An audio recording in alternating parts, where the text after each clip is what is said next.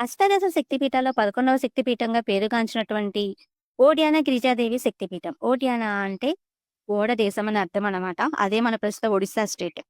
ఒడిస్సాలోని జాజిపూర్‌లో వైతరి నది ఒడ్డున అమ్మవారు త్రిశక్తి స్వరూపిణిగా కొలువై ఉన్నారు. ఆది శంకరాచార్యులు గారు ప్రతిష్ఠించినటువంటి ఈ క్షేత్రంలో అమ్మవారి గిరిజాదేవిగా అయ్యవార్లు అంటే శివుడు జగన్నాథునిగా పూజలు అందుకుంటూ ఉన్నారు. ఇక్కడ స్థానికులు గిరిజాదేవి అమ్మవారిని గిరిజాదేవిగా లేదా విరజాదేవిగా పిలుస్తుంటారు. ఈ విరజాదేవి అమ్మవారి ముఖం మాత్రమే కనిపించేటట్లుగా డైలీ అలంకరణ చేస్తారనమాట. రిమైనింగ్ భాగం అంతా కూడా బంగారు ఆభరణాలతో లేదా పూలదండలతో అలంకరిస్తూ ఉంటారు. దక్షయజ్ఞం తర్వాత సతీదేవి నాభి భాగం ఇక్కడ పడటం వల్ల ఈ క్షేత్రానికి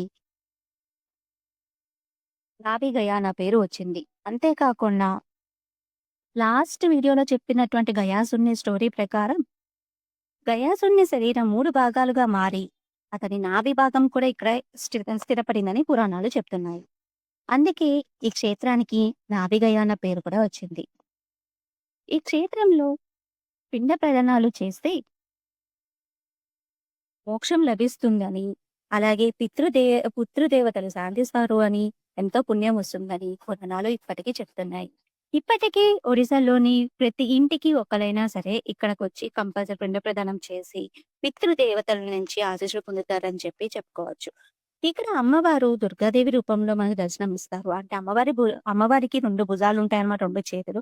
ఒక చెయ్యి ఏమో మహిషాసురుడిని ఛాతీ పైన త్రిశూలంతో గుచ్చుతూ కనిపిస్తుంది. ఇంకొక చెయ్యి మహిషాసురుని తోక గట్టిగా లాగుతూ కనిపిస్తుందన్నమాట. ఒక కాలు సింహాసనం పైన, ఇంకొక కాలు మహిషాసురుడిని ఛాతీ మీద తొక్కుతూ ఉన్నట్టు కనిపిస్తుంది.